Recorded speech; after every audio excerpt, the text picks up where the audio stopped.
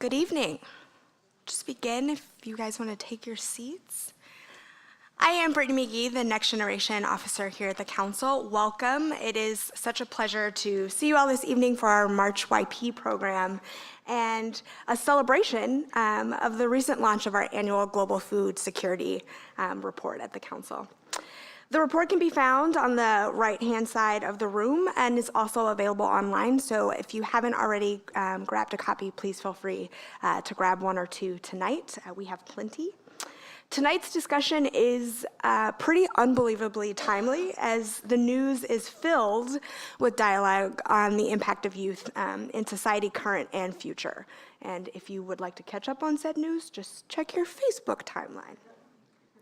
But a few housekeeping points before we begin. Tonight's program is live and on the record, so please silence your phones, but keep them out as we will be taking questions through our online survey technology, the link to which you can find on the screen on either side of me. Simply type chi.cnf.io into your device browser and select tonight's program to submit your question for consideration. You can do that throughout the entire program. Don't forget to engage with us on social media and tag hashtag CouncilYP and hashtag GlobalAg in your posts. And as you're tweeting, know that the views expressed by individuals we host are their own and do not represent institutional positions or views of the Council. For nearly a century, the Chicago Council on Global Affairs has provided an independent, nonpartisan platform for a variety of different voices to promote deeper global understanding and active U.S. engagement in the world. We engage not only the nation and world's leading thought leaders, but also Chicago's next generation of leaders with programming to increase your global fluency and cultural competence. I encourage you, if you're not yet a member with us, to consider joining and participating in our Young Professionals Network. And I know we have some students in the audience tonight, so I just want you guys to know that we also have student membership available. To find out more about joining the YP network, please see our YP ambassadors. They are seated at the table on the right. You can chat with them after the program and on your way out. Back to tonight's program. To introduce our panel, I'm delighted to welcome a young leader. It's a joy for us to host our friends from the Chicago High School for Agricultural Sciences, hi guys, a magnet school located on the city's south side, and a privilege, really, for me to welcome one of its senior students, Jada Shavers, who is going to kick off our program this evening. So please join me in welcoming Jada.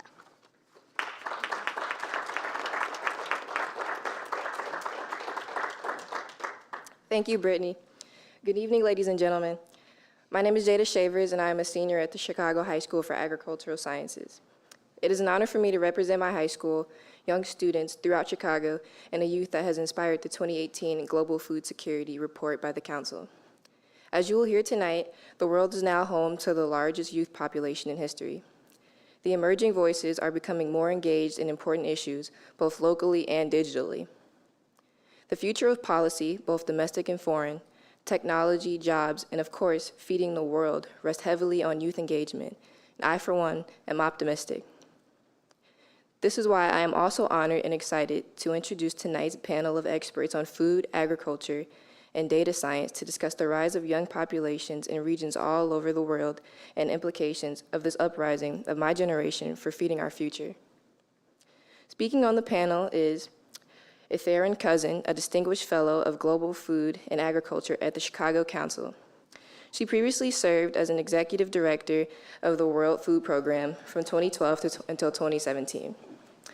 Raed Ghani is director of the Center for Data Science and Public Policy at the University of Chicago. He previously served as the chief scientist for the Obama for America 2012 campaign. Felix Kwame Yeboah is an assistant professor of international development at Michigan State University. He is the principal author of this year's report, Youth for Growth, Transforming Economies Through Agriculture. And moderating the panel tonight is Alicia Black, the director of Global Food and Agriculture Program at the Chicago Council on Global Affairs. She previously worked on the Bill and Melinda Gates Foundation from 2007 until 2015. And to set the stage for this discussion, join me in watching a short video on Youth for Growth report.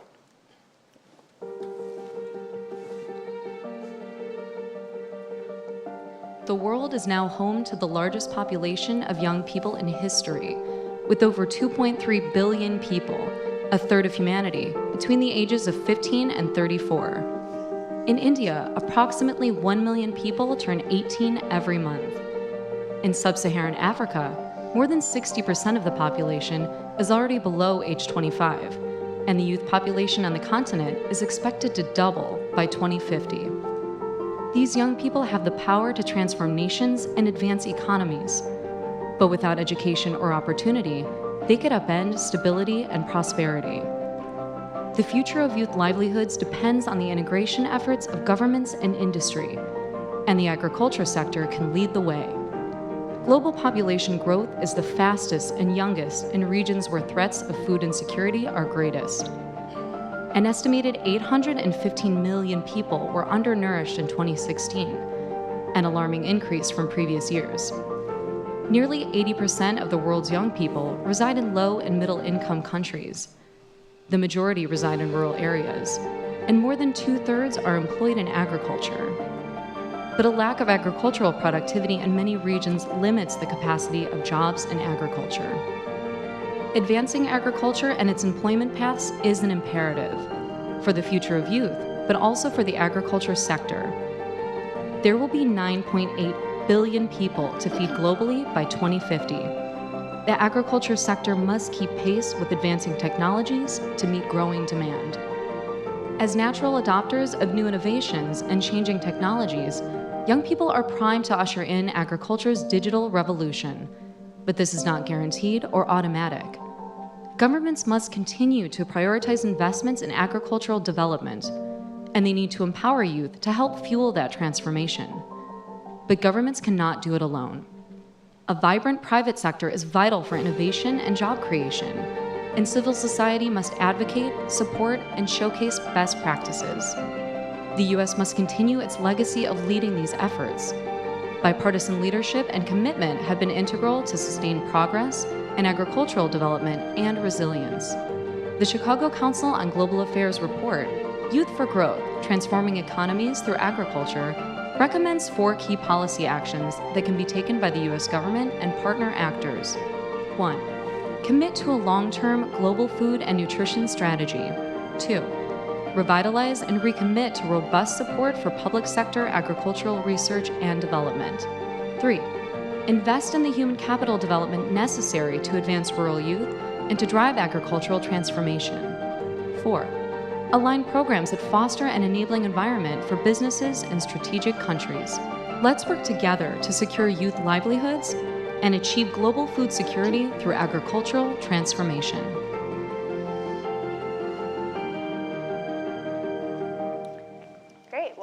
Welcome, everybody. We're so glad you're here, and thank you for that awesome introduction. I just have to say I'm so blown away by every student I've met at the Chicago Ag High School. I've only visited once, but if you can find a more articulate set of people around, let me know where to find them. If you guys don't know enough about the Chicago Ag High School, I would encourage you to talk to these folks over here about it. It's really an inspiring place and the kind of high school experience I kind of wish I would have had.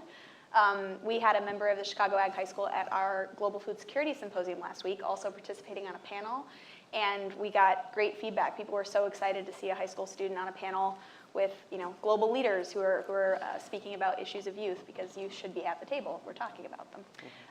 So welcome to our panel. I'm going to jump in a moment to the conversation we have teed up, but before that, I like to get a sense of why people are in the room in terms of their interest area. So if you'll allow me a little informal poll, who in the audience is from a rural area? Okay. Does anybody live in a rural area right now?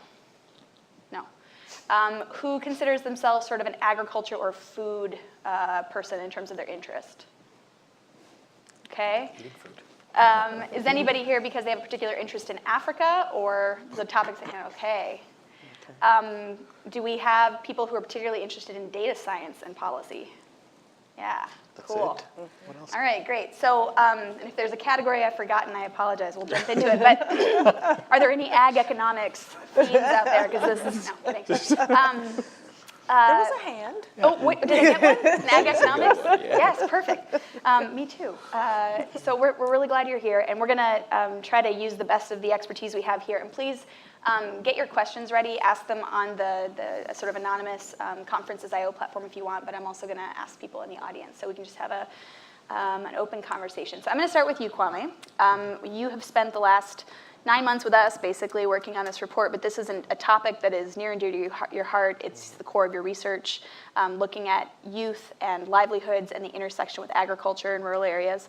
I would love it if you would just start with kind of framing for us what we mean by youth, how we talked about it in the report, just to set the stage, and then also we made the case here in the video that you can't achieve food security goals and agriculture goals without attending to the needs of youth, but also youth need agriculture to succeed. Can you just explain that relationship a little? Okay. Well, Alicia, thank you very much. And let me begin by saying that I'm really excited to be here and also to be introduced by someone that could be categorized as a youth when we are having a conversation around youth. So having young people at the table really means a lot, and it's something that we strongly advocate for in the report. When we started thinking about the issue of youth, generally there is not a universally accepted definition for youth. So the UN typically will define youth as those between the ages of 15 and 24, whereas the African Union will extend the upper limit from 24 to about 34. And if you look at those between 15 and 24, typically they are still not independent from their parents' control. And in most developing countries, that's the time where most of them are still receiving training. So employment per se may not be the primary goal for that group of people. That is not to say that they do not engage in employment. It is those between the ages of 24 and up to about 34, that is a time where employment becomes critical because they have at least completed tertiary education and they want to enter into the labor force. So to help cater to these diverse definitions, we decided to use the definition between 15 and 34. But then we structured all our analysis between those two categories. So we have what we call the traditional youth population between 15 and 24. And then we have those we call the young adults, those that are a little bit independent of their parents' control and are actively engaged in the labor force, unlike the youth population that have a large group of them being inactive in the labor force. Now, one of the key messages coming out from the report, as we put it simply, is that youth needs agriculture, and agriculture also needs youth. So we believe that a thriving agriculture and food system, so not just the farming, but the entire agricultural food system. So we are looking at farming, agro-processing, and distribution, and all those food services. When that thrives, then young people is going to generate employment opportunities for young people. And there are three main reasons for that. So the first part is looking at global trends in terms of food demand. So globally, food demand is expected to expand for about 60%. In Africa, by 2030, it's expected to expand by about 55%. In Asia, it's expected to expand by about 25%. At the moment, if you look at Africa, a lot of this food demand is being filled by food imports. And food imports currently, with the recent estimate from ASET, puts it at about $68 billion a year on the African continent. So if you are able to restructure and capacitate food systems in this area, there is tremendous opportunity to create jobs and increase incomes throughout the agricultural value chain. The second reason is you already have a large number of young people that are engaged in this sector. Young people, if they are employed in the developing countries, are engaged in agriculture. The issue is most of them are engaged in these low and less efficient kind of agriculture that productivity level is too low to guarantee them a decent livelihood, or even too low to stimulate those jobs in the off-farm sector. So the most direct way of influencing youth livelihood is to increase the productivity and the profitability of agriculture that they are already engaged in. And then the third aspect of it, which goes back a little bit into, you were asking about the ag-economics theory, is the idea that a thriving agricultural sector is going to be a key driver of off-farm jobs. When you have a population where a large number of them is engaged in farming, if you increase productivity, they're able to get more income. Once they have more income, they are able to spend more on off-farm goods and services, because now they're able to sew new clothes, they want to do their hair, they want to roof their houses, and all of that create demand for jobs in the off-farm sector. So agriculture also becomes the avenue to create off-farm employment for those young people, or you may call them marginal farmers, to go and fill that job. So the agriculture becomes a means for getting people out of agriculture, if I want to put it that simply. So those are the reasons why we believe that agriculture is going to be key. On the other side, there are a lot of technological innovations that agriculture needs to be able to thrive. Some of the key issues has got to do with information. Extension systems are defined, are not working very well in these areas. There's issues with marketing. You don't know who is demanding what that they can supply. There's an issue with information, the weather information in the era of climate change. All of these are issues that technology is capable of addressing. And young people have an affinity for those kind of technologies. So they present an important avenue to introduce technology into the agriculture and food system and then transform it so that it becomes prosperous for everyone to engage in. So those are some of the key arguments that we do make with this report. Great, thank you so much. So that presents a really positive and optimistic message, which I think is the overwhelming voice of the report, quite intentionally, that there are previous demographic shifts where we've had large youth populations that have in fact driven development and driven a lot of really great outcomes. But there's the other side of it, which someone at the symposium said, we don't have the luxury of being agnostic about whether to address the youth demographic shift. If you ignore it, you're making a decision, which is to not invest in young people, to not see what will happen if young people are not, able to find opportunity. So I want to talk a little bit about that side. And Earthren, you at the World Food Program, you were serving during a period of time where we have historic numbers of displaced people, conflicts on multiple fronts. I think you guys had something you can tell me exactly, but something like 7 complex emergencies at one time, which I think is the largest number of serious emergencies, and you can talk about what that means, at one time. And many of these people are quite young, and the report talks about what happens if you're a young person and you don't have a job, and you don't have any real opportunity to access. If it were me, I would move, or I would try to find any opportunity I could. And I think sitting at the World Food Program, you were dealing with a lot of regions where you were seeing the effects of what happens when there is discontent, when there is lack of investment, when there is conflict. Can you talk a little bit about the relationship between food security and conflict, maybe both directions, and then bring in the element around youth if you feel like you have a good example for that? Sure. Thank you very much. And let me just say, the Chicago Ag High School, I'm the graduation speaker this year for your graduation. Hey. So I'm really excited about this. And so I look forward to seeing you walk across the stage. Yeah. Okay, in June. Thank you. It's really good to have this opportunity to be here, and it's been fantastic working with Kwame on this report. As you can tell, I'm such a young person. But I take pride now in being the senior advisor to young people on all kinds of different projects these days. But to the question that you've asked, the challenge of conflict and hunger. When we talk about lack of access to food, and it was Gandhi who said to a mother who cannot feed her child, and I'm paraphrasing, of course, a piece of bread is the face of God.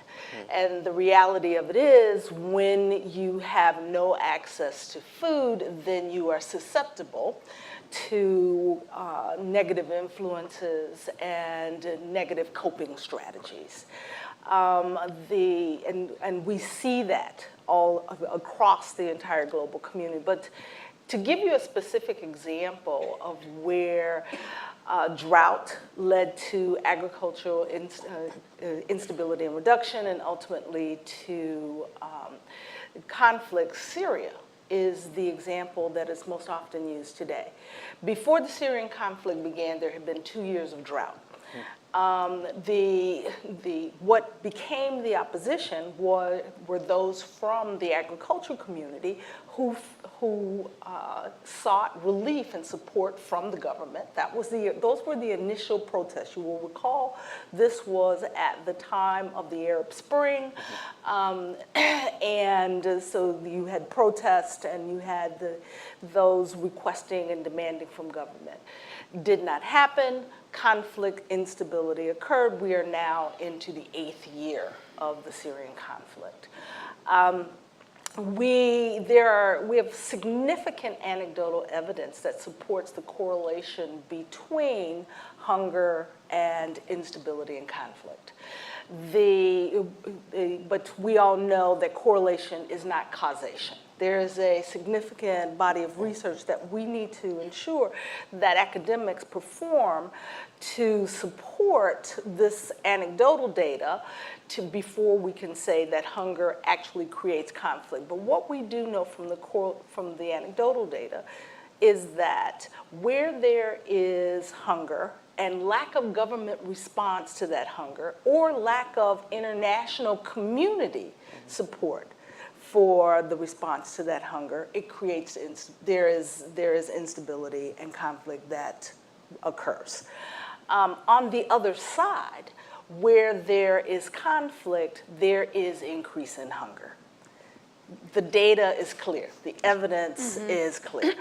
Of the 815 million people that you talked about who are food insecure today, about 489 million of those live in conflict-affected areas.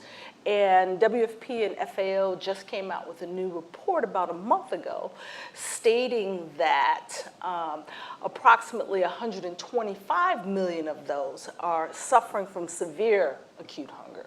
And you noted that at one point WFP was responding to 7 acute emergencies. I fear 2018 could become an even greater year, because we know that we were on the verge of famine in 2017 in South Sudan, Yemen, Somalia, Northeast Nigeria. And this year, they've added DRC to the list, and it looks like, as of about 3 hours ago, Burkina Faso may also be added to the list. I didn't know that. And it's directly related to the drought in Burkina Faso, along with, as you have seen, and this is one of the issues that directly affect youth, as you have seen with the quash of ISIS in Iraq and Syria, they're moving into northern Africa. And because you have the large expanse across the Sahel, we have seen the emergence of at least 3 new insurgent groups. And one of them is in Burkina Faso. And they are much more sophisticated than Boko Haram historically was in northeast Nigeria, using much more of the tactics that we were seeing from ISIS in Syria.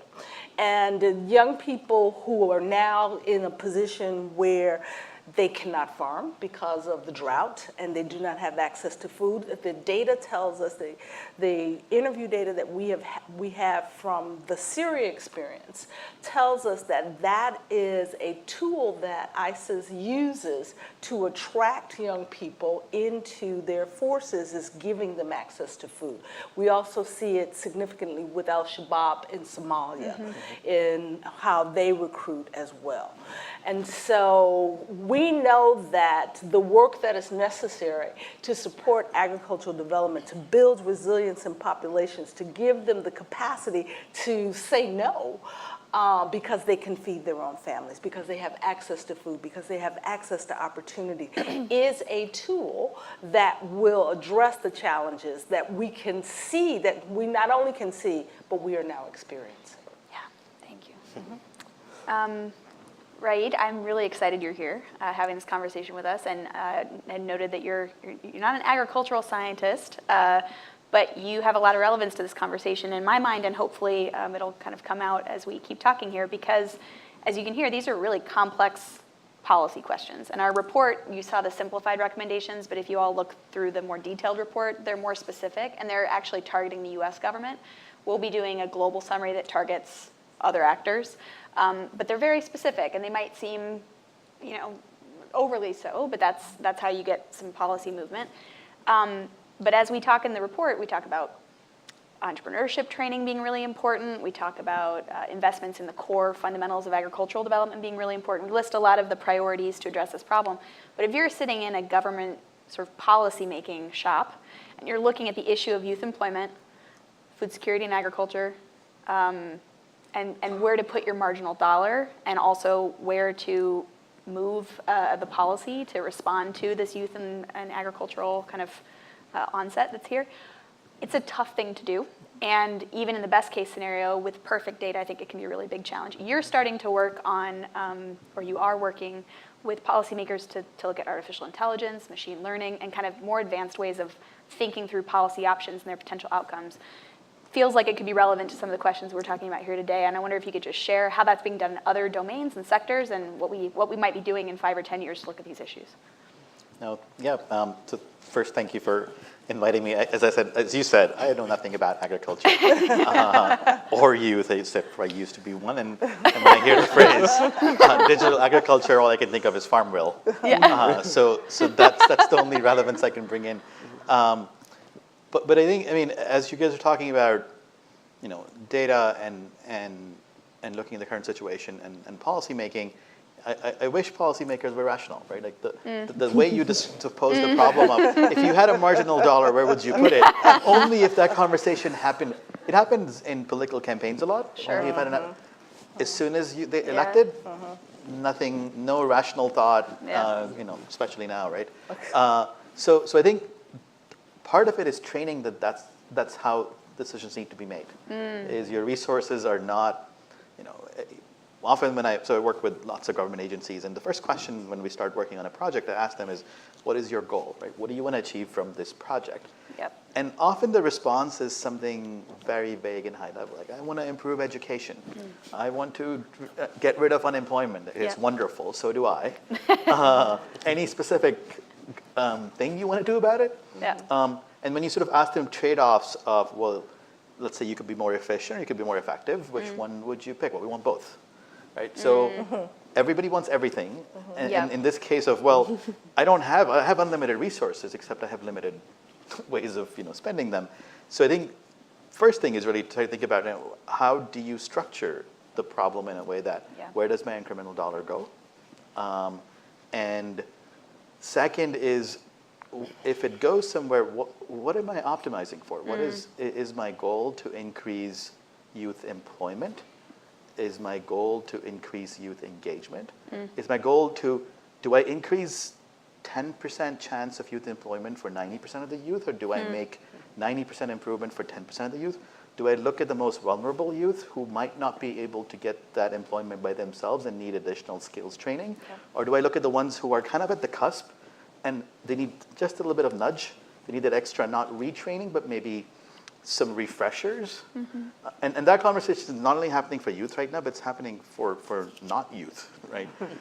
Around automation and people's jobs getting obsolete, their skills are going out of demand, and government agencies and companies are trying to figure out what retraining programs do we create in order to make sure that they have a job in the future.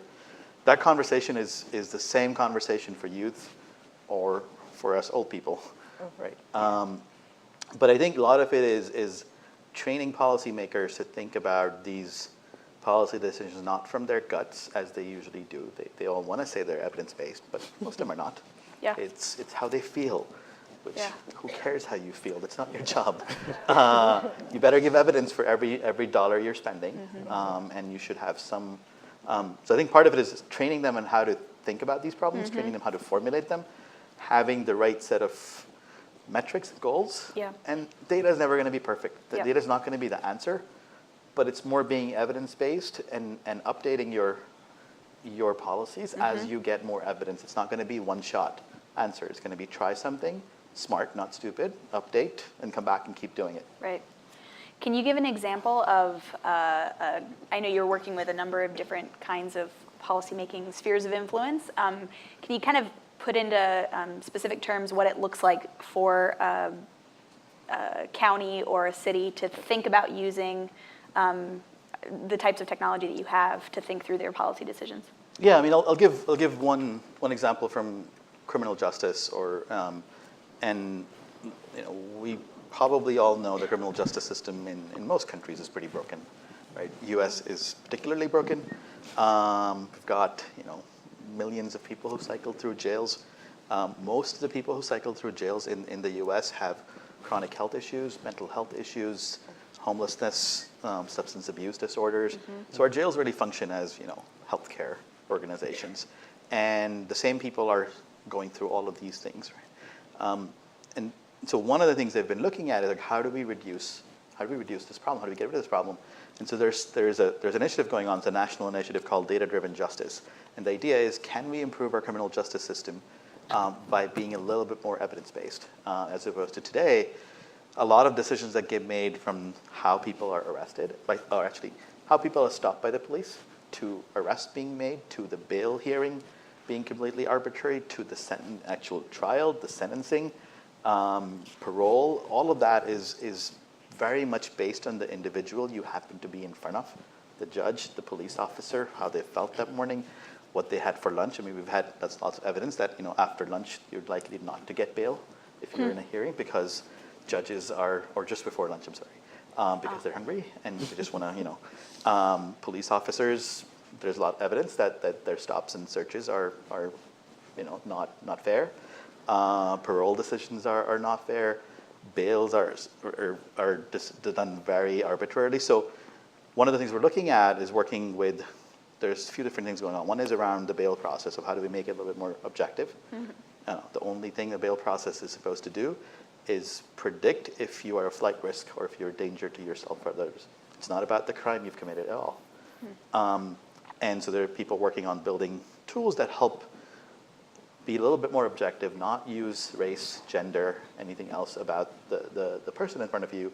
Same for, there's some states we're working with who realize the problem is not jail, but the problem is really mental health services, homelessness, and substance abuse. So what they're designing is these programs where they're anticipating when somebody comes in front of, let's say they're seeing a mental health counselor, we're building systems that will predict, look, this person that's in front of you, yes, they have mental health issues, but they're also at risk of going to jail.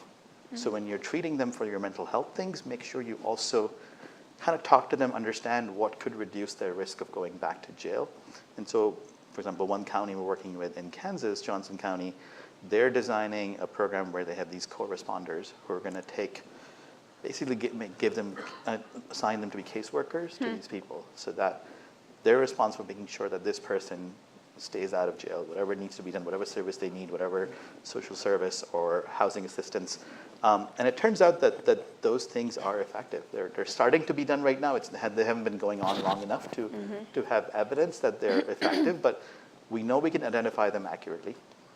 policymakers know that if they intervene there, they reduce their risk of recidivism, which right now is a really good area because whether you're a red state or a blue state, it's a good thing. If you're a blue state, you care about people, wonderful, they don't go to jail, it's good for everyone. If you're a red state, it's cheaper if they don't go to jail. And that's a really good business case right now. I don't really care what it takes. But if the business case of, right now, today there was something that said in California, a typical person in jail cost about 80-something thousand a year or 70-something thousand a year. So if you can hire a caseworker for $50,000 to just take care of this one person and they don't go to jail, you come out ahead 20K. And you help this person, more importantly. So that's one small example, but I think a lot of that is happening across criminal justice, public health, education, workforce development, economic development, and that's promising. And you find policymakers that are interested in working in this way? There exists at Some least one counties in policymaker Kansas. in the world. Now, it's tough because it's kind of like the old, in the tech world, nobody used to get fired for the IBM thing. Like, it's a safe thing to do. So if you do something today that's safe, that's simple, nobody's going to blame you. If you try one of these things and something goes wrong, you're the one to blame, right? So I think most policymakers would do this if they weren't afraid of, they don't understand some of these technologies, they don't know how they work. And part of it is the fault of people like me who are building these things but cannot explain them to policymakers. They come in as black boxes, trust me, it works. Yep. And then a year later, there's going to be a New York Times front page article that says this algorithm was racist. And then they're not going to blame the tech person, they're going to blame the person who took the risk and implemented it. Right. So we kind of have to work together and make sure the things we're building are a little bit more transparent, a little bit more understandable, and they work together with policymakers as opposed to kind of these black box automated systems. Yep. I'm going to go back to, I'm going to encourage everyone in the room to start getting your questions ready. Either submit them on the app or just have it in mind that I'm going to switch to conversation in the room here soon. But first I want to go back to both of you and ask the same question, which is, I want to hear from both different perspectives. How is this a priority, or is this a priority for governments in Africa? How does it show up, and what kinds of policy actions have we seen them taking? So we talk about some of them in the report. Earthren, you've seen private sector companies also interested in this. I'm wondering if you can talk a little bit about, if you are sitting in an African policymaking shop in the Ministry of Youth or rural livelihoods or whatever, there's a lot of different ministries. What kinds of things are people thinking of doing, and maybe what should they be doing? That's for you, Kwame. And then, Earthren, I want to come to you and talk about private sector and why they are invested in this and what they're doing. Well, I think the policymakers in Africa, I would say, are politicians, just like American politicians. So for them, the political feasibility of the policy seems to be one important tool that they also look at. But I also say that African politicians now recognize that they face a huge challenge in these young people and needs to do something about it. I think the key challenge is they are not quite sure yet what to do with what they have now. And they seem to be quite open to evidence-based policy making. Yep. So we currently have, you might be aware of the CADEP initiative. Right, you might be aware of the CADEP initiative, which is a continental agreement that was ratified by a large number of the African governments. And part of that is this benchmarking, where they are taking evidence on spending on agriculture and making sure to see how those spending is influencing other indicators. Yeah. So there is an element of that going into it. But typically, we still find them falling back to the political feasibility. What makes a good story when it goes out? Yeah. And you can't blame them too much. Sometimes you could also think about it from the media, because those stories that sell may not necessarily be the kinds of policy that actually will make the desired impact. Right. Yeah, but I would also want to agree with Riyad that we also don't do a very good job in trying to explain some of our work to make them more appealing to policy makers. For some years back, a number of Ministry of Agriculture in Africa may not have a technical person who will be able to decode those complex technical reports that we end up writing with all those econometric models. So whatever you put in there, they are not going to be able to assimilate it. Things are improving now, and if you look back at least since 2000, much of the improvement that we are seeing in Africa is due to an aspect of it is due to improvement in macroeconomic management, and part of it is you have young individuals that have studied in the US, studied in Europe, who have returned home and are now taking positions in government and are helping shape the policies that goes there. Because now they are able to decode some of the information in the scientific literature and then advise the government. So there is a shift towards this evidence-based research. But we also need to do a better job in packaging our information in ways that it could be easily assimilated by policymakers. Makes a ton of sense. Earthrin, I got a question here that's a better version of what I was trying to ask you. So I'm going to use this one.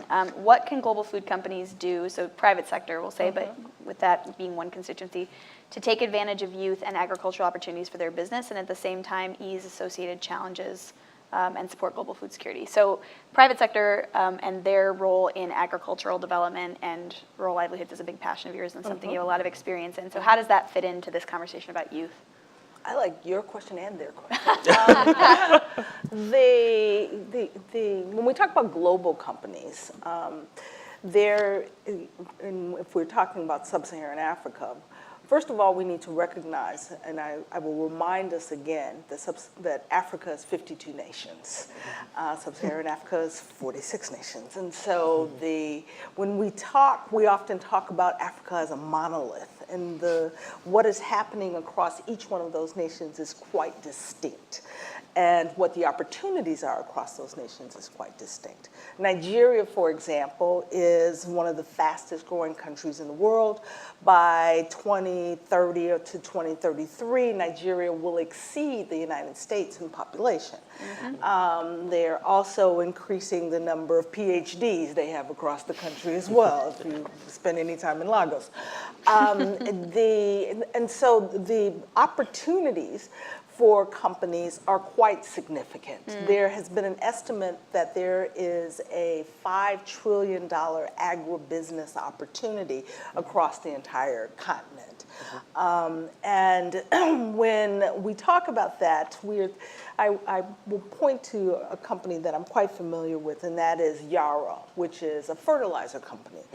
And what Yara has done is made a commitment to the growth of their market across the continent, targeting Nigeria, Senegal, Tanzania, Zambia, all the likely places where you have governance in place to support agriculture food system development across the entire value chain from seeds in the ground to accessed by consumers.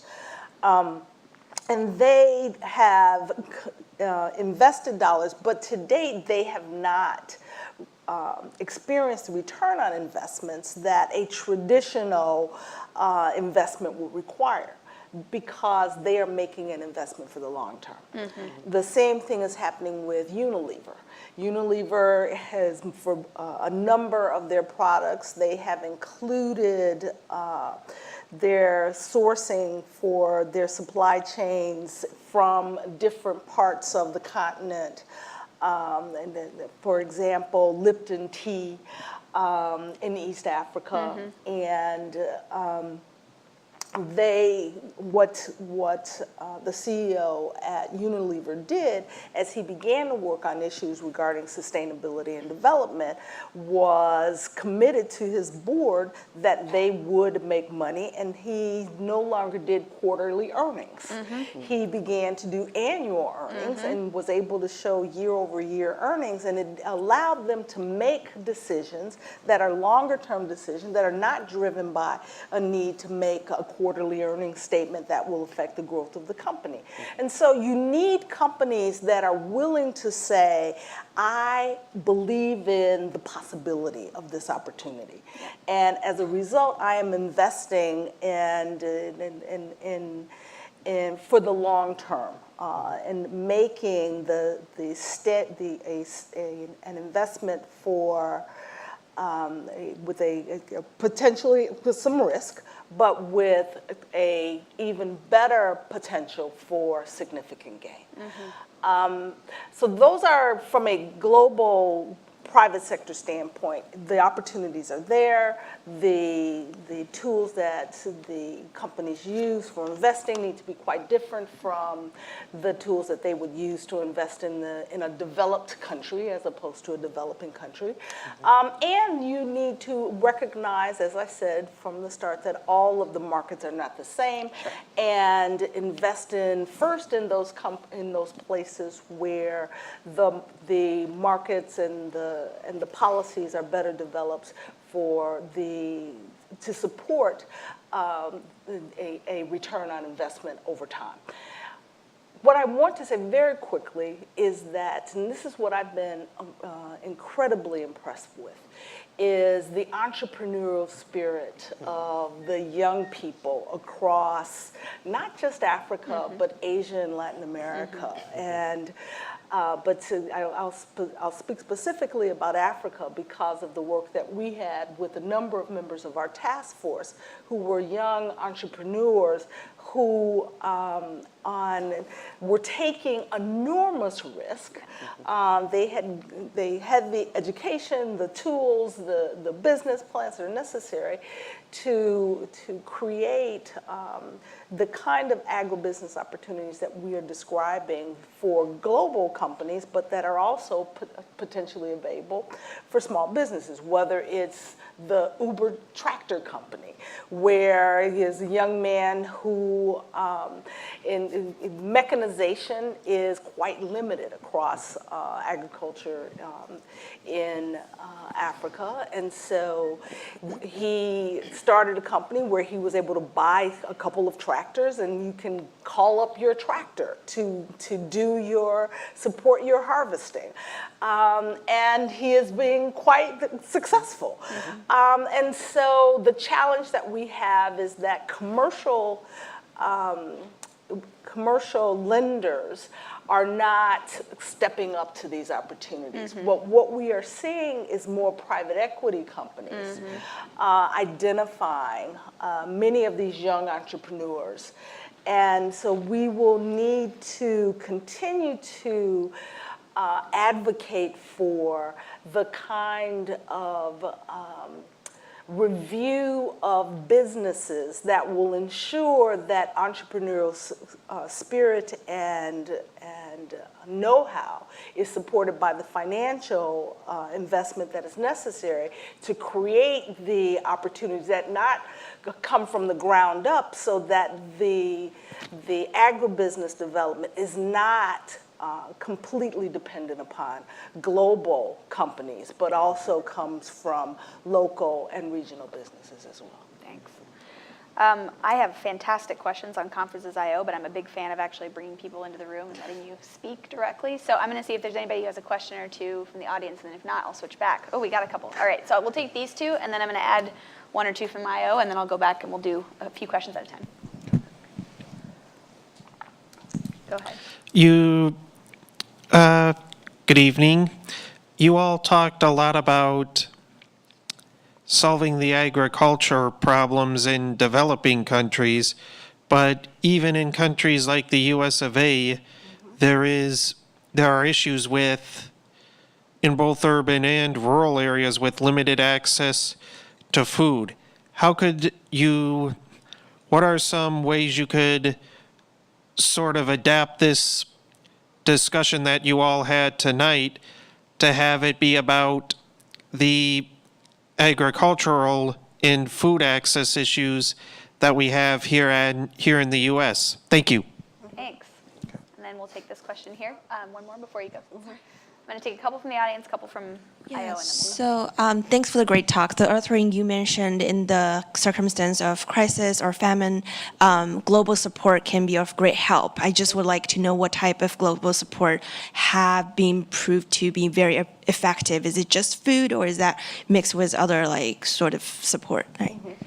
Great. So I'm going to take those. Those are both for you, Earthrint, and then I have a question for each of you as well. I'm going to add here since we're running low on time. So first, for you, Kwame, there's a question here that I think you would be great to answer. How does land conflict due to drought, overpopulation, or government claims to land affect youth ability to enter the ag field? And then for you, Raid, we have a question specifically following up on, let me find it again, related to bail. We have somebody who's, let me make sure I can find it here. It's a really good question, and I want to make sure you get asked it. Here we go. What factors are most predictive of flight risk or danger to self or others for bail setting that exclude race, gender, et cetera? So I'm going to start with you, Earthrin, and then we'll go to you, Kwame, and then finish with you, Raid. All right, let me answer the U.S. hunger and food question first.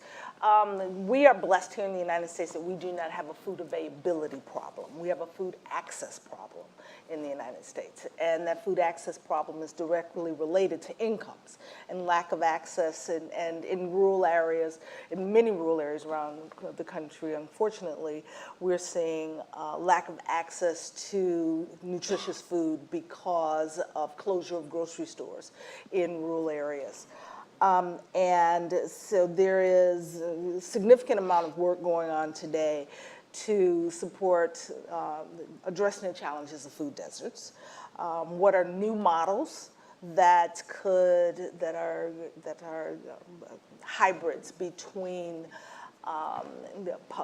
public and private grocery stores that could provide access to nutritious food in communities or cities where the traditional grocery store model does not work. You can go to the website of an organization called Daily Table in Boston, for example, where they have now opened up 2 of these facilities that have fresh foods and prepared foods with lower salt, lower processed food, lower sugar content. They're SNAP eligible. They allow anyone in the community to shop there, and it provides access to a nutritious basket that is affordable for someone who may not earn a living wage. And so those kinds of solutions we need in the United States. We also need solutions in the United States to address the fact that our farmer population in the U.S. is aging. We have, I think the average age is 60. It's over 60. Yeah. Yeah, it's over 60 for the average farmer in the United States. Our farmer average age is actually higher than the global farmer average age in the world. Well, it's in the world if it's global, but the average global age of a farmer. And so encouraging young people to get involved in agriculture in our own country is as important, which is why I'm excited about going to the Ag High School, is as important as what we are talking about doing in developing countries.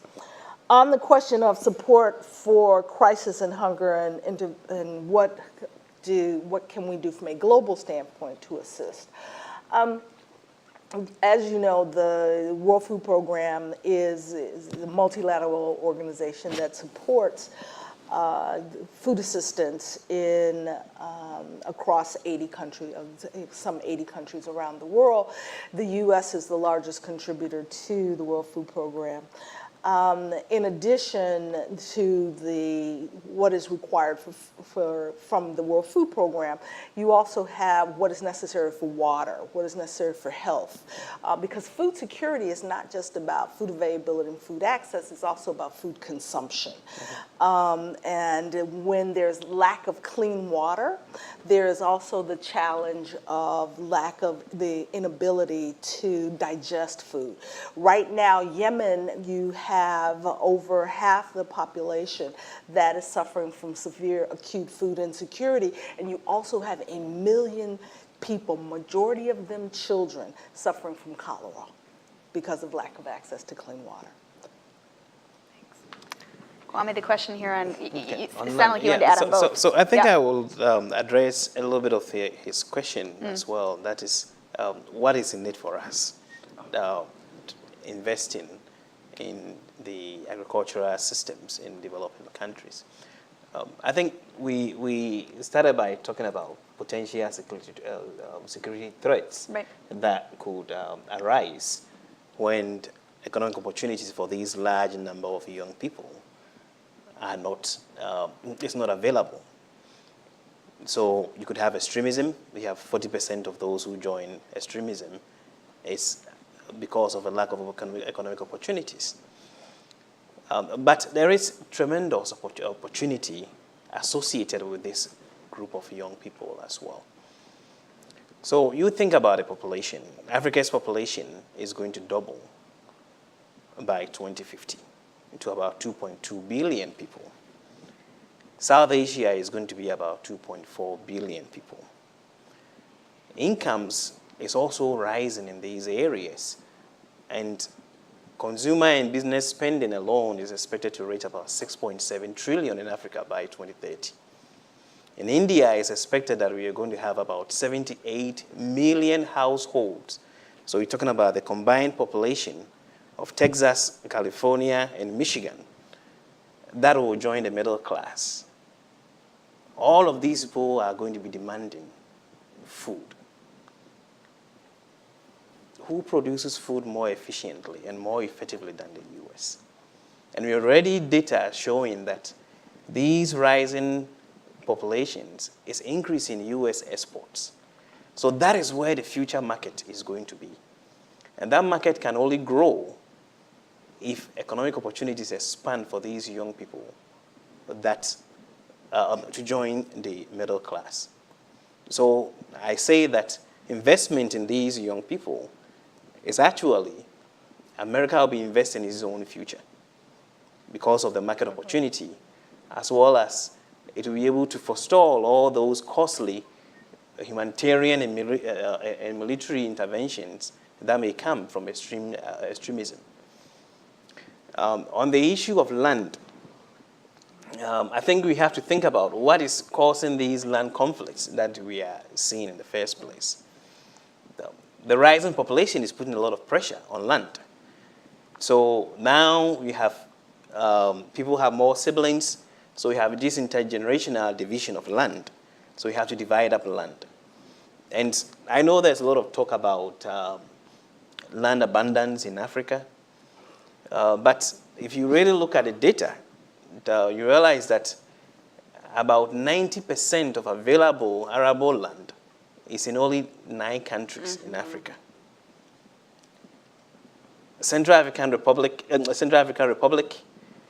Sudan, Congo DRC, Cameroon, Angola, and most of those 9 are actually fragile states. So about 45 remaining countries are at the verge of being land constrained.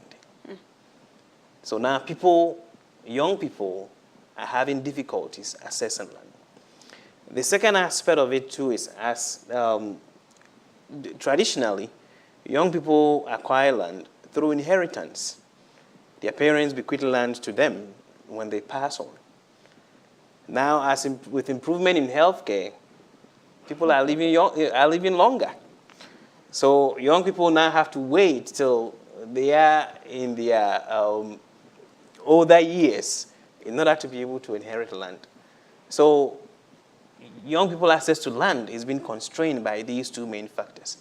And that is why we are seeing some of these land conflicts in these areas. And addressing land issues is going to be one main challenge that not just African, but even in Asia as well, policymakers will have to deal with as we look at agriculture as a vehicle for economic transformation in these areas. Thanks, Kwame. Raid, I'm just going to repeat the question here, and then I'm going to also ask you to talk about the fellowship that you have established. So what factors are most predictive of flight risk or danger to self or others for bail setting that exclude race and gender? Is that a question from here? Yeah, or is that, it's on it could be from somebody online, okay, it I'm could just be in the wondering room. if they're specifically asking about why is race and gender so special. The reason I was saying sort of that race and gender is as a special case is that the judge that's doing the bail hearing is not allowed to use those factors when making that decision, except that person is standing in front of you. So how many of us are capable of actually ignoring that and saying, I'm going to look past this person?